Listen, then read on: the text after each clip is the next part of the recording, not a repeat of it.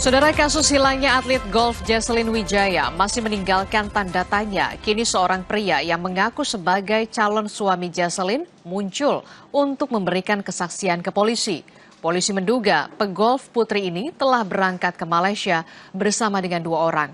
Apa yang sebenarnya terjadi pada Jesslyn?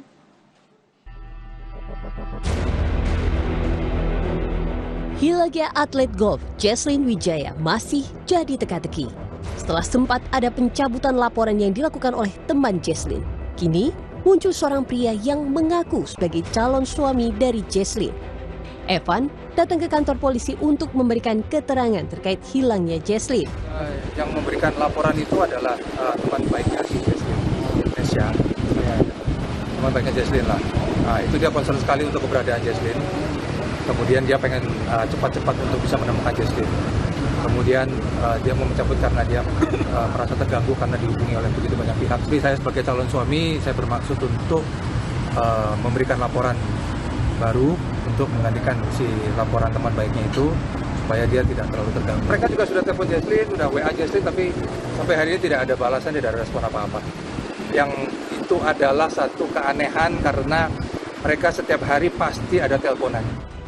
Didampingi penasihat hukum, Evan memperkuat laporan dugaan penculikan yang dialami Jesslyn Wijaya. Kesaksian dari penjaga dan tukang parkir restoran jadi acuan. Itu kenapa berbeda sekali dengan yang kami terima dan yang dikuatkan oleh 2 orang penjaga tukang parkir yang ada di sana, ya kan. Awalnya keterangan yang kami dapatkan sudah ada pada kami dan itu akan menjadi bukti juga buat kami yang akan kami serahkan. Hasil penyelidikan Polres Metro Jakarta Pusat mulai menemukan titik terang.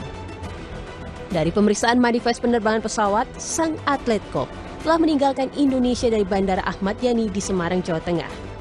Jesslyn teridentifikasi dalam pesawat tujuan Kuala Lumpur bersama 2 orang lain. Meninggalkan Indonesia atau terbang berdasarkan manifest yang kami temui melalui Jawa Tengah, Bandara Ahmad Yani, bersama dengan 2 orang yang kami juga ketahui 2 orang tersebut adalah kerabat. Pemberangkatan ini apakah dengan keinginan sendiri atau dengan paksaan, tentu saja kami masih mencoba mendalami.